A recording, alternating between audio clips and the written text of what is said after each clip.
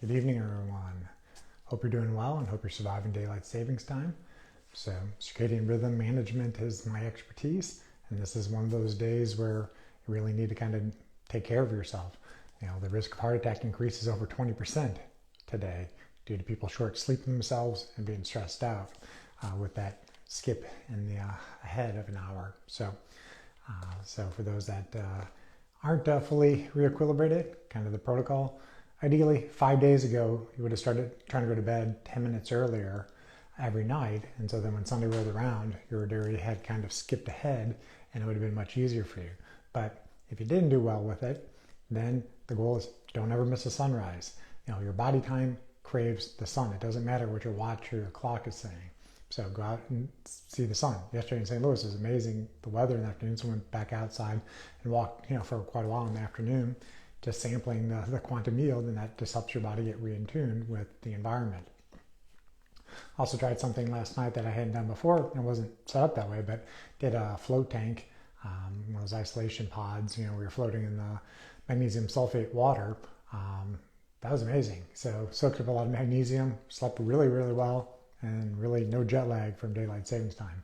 But was definitely wearing my blue blackened glasses during the day when I'm inside in front of screens, and then an hour or two before bedtime tonight, going to switch over to the red lenses. So, but tonight, mostly I'm going to kind of do a show and tell about a new toy I'm kind of demoing out. There's this device called the TicWatch GTH Pro. It's a smartwatch, and you probably know my feelings on Bluetooth-enabled smartwatches, so I'm mostly using this just as a monitoring device and take it off, so I'm not using it as intended. But it does the usual, monitor your steps and your heart rate and kind of the different exercises that you want to do. You can kind of program in if you're doing indoor cycling or running, all the usual kind of fitness tracker stuff. As a sleep tracker, I haven't used it because I'm not sleeping with this thing on. I don't have Bluetooth on my body while I sleep. But it does have a pulse oximeter built into it, which is pretty accurate and pretty handy in ways sometimes.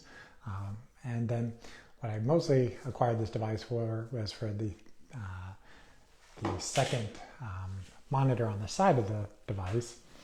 It's a PPG, photoplasmography. So when you put your finger on one of those pulse ox machines and it's either green or red and shining the light through your finger, it's basically measuring how fast certain things are passing that light and reflecting back. So I have the big brother of this device in my office, the AtCore blood pressure device, which measures your central aortic blood pressure, which is a metric of how much stress or strain is on the aorta, the main blood vessel that leaves your heart. So there was a physician back in the 1600s, Thomas Sydenham, who had a phrase that a man is as old as his arteries. So if you have old, stiff arteries and you're younger than that, you are aging faster than you should. So this AtCore device that I have in the office measures that central aortic blood pressure. Utilizing similar technology, this watch company licensed the elasticity of the artery monitoring from them and put it into a watch format. So it looks like any type of smartwatch, and it has little green lights that are shining on the backside of it. But let's see if I can get it to tap up. But on the side of the watch, there's also a sensor where you put your finger on when you want to do what's known as the artery score, and that's really the main reason I got this device. The artery score, they take 4 different measurements and put together a score out of 100. Anything over 75 is considered excellent. It does your true heart rate. It does something called the E-cap, which is estimating your exercise capacity. There's some that is measured as HSX, which stands for the load on your heart due to the stiff arteries. And then the RDH, which measures the stiffness of the arteries. So I'll post in my story after this live, what my most recent score was. But much like the heart rate variability talk I did a couple weeks back, this is something that is best done on a consistent schedule. Generally, first thing in the morning before you eat, drink anything, and don't want to have caffeine in your system. Want to be sitting for a few minutes, nice and restful, feet on the ground, back supported. The watch should be on, and then on the side of the watch, there's, like I said, you put your finger or index finger on it very lightly, and it'll shine another light through your finger. takes about 10 seconds or so to take the reading, and then it'll give you those 4 numbers and the overall score. I also just want to know what my arterial age is, because that's the whole name of the game is don't age faster than your biologic age if you can help that. For those who've seen my story before, I kind of call it Mission 106 Plus. My great-grandmother Ola was born in 1893. She didn't pass away until January 2000. So she lived for 3 centuries. She was 106 years old when she passed and did nothing right from a health standpoint. Did not see doctors, did not take medications, did not eat clean food, did not exercise, did not sleep, didn't do any of this biohacking stuff that we're chatting about tonight. So it's my goal to try to beat her. And so this little device might give me a little bit of a push to know, okay, if I'm doing the right thing day by day and my arterial age is dropping, maybe I need to look at what I did that day. Earlier today I did one and it gave me an arterial age of 20 to 30 years old. I'll take that any day. Anytime you can be more than 10 years younger than your biologic age, you're probably doing something right. So this is kind of a new device, hit the market maybe 2-3 weeks ago. It's available directly through their website, Mobvoi. It's the TicWatch GTH Pro.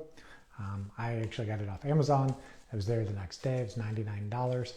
This is not a paid sponsorship from them. I acquired this with my own funds, but I just wanted to see how it was working on myself before potentially rolling it out to some of my patients here at Apollo Cardiology.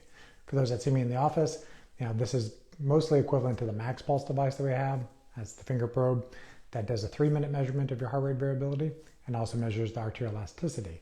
So your arteries should act like an accordion. They should expand quickly and contract quickly. If they don't and they're really stiff, then it can be an issue with the endothelial glycocalyx is damaged or the endothelium is damaged, and you're not releasing nitric oxide very well. And without nitric oxide, which is a signaling molecule, you can't dilate the artery very well, and then things start sticking to the arterial surfaces. So this watch might give you an idea if something's going wrong earlier and you need to go looking at what did you eat today, did you exercise, how was your stress, how was your sleep, how bad daylight savings time mess you up. So cool device. I'll start posting a little bit more in my stories about it, but if anybody has any questions about it, happy to answer it. And then we'll be back here next Monday, 6 p.m. Central Time. Topic to be determined. If you have a topic that you want me to hit upon that you haven't seen me do lately, just shoot me a direct message, and happy to kind of add it to the list of things to chat about. And somebody's asking, is this too excessive to check every day? No, this is meant to be kind of checked daily. I kind of look at it as kind of like your heart rate variability. You take a measurement of it. But personally, I wear it, take the measurement, take it off. I'm just wearing it for you guys to show you what it looks like. It basically fits the same as like an Apple Watch would fit. But I really don't like Bluetooth, pinging me all day long. So I take the measurement, take the thing off. And then, do arteries change that often? It depends on what's in your system. Like I said, if you're pounding a bunch of caffeine and then take a measurement, it's probably going to be off because it's going to be raising your resting heart rate at times, and then the arterial elasticity can increase. But you just want to have a kind of steady baseline and compare apples to apples day by day. And then CIMT, the carotid scan, depends how old the person is, but generally recommend that scanning sometime probably in your 30s, once a year if it's abnormal, once every 2 years or so if it's completely normal, and then after the age of 40, recommend the CT coronary calcium score test, which looks for hard calcifications in the coronary arteries. Calcium is supposed to be in your bones and teeth. It's not supposed to be in the arterial walls. But by the time you have by the time you have an abnormal CT coronary calcium score, you're kind of late to the game. The arteries have been pretty stiff for many years. You've had endothelial dysfunction. You've had intimal thickening. Salt plaque starts building up, then calcification. So, this type of watch would kind of give you a more early warning sign that the check engine light needs to be taken a look at.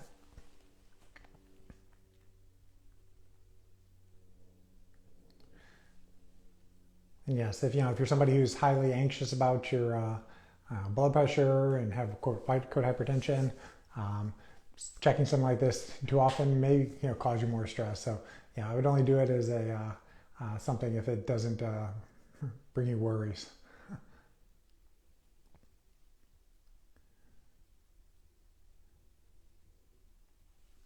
All right, guys. Well, short and sweet. Again, this was the TicWatch GTH Pro. It does the usual, fitness tracking. That's not what I'm using. It has a pulse ox in it. Interesting. But the main thing I was using it for was the artery score, which is just a metric of how elastic your arteries are. So if you have elastic arteries, probably making good nitric oxide. Have stiff arteries, got to do a deep dive and figure out what's going on. If you're one of my patients, we'll get to the root cause of it. We have multiple of these non-invasive screening devices in our office, and then sometimes advanced blood work can also kind of point you in the right direction. But again, if you guys have a topic for next week or any future topics you want me to hit upon, just shoot me a direct message. We'll see you guys next week, Monday, 6 p.m. Central Time. Take care.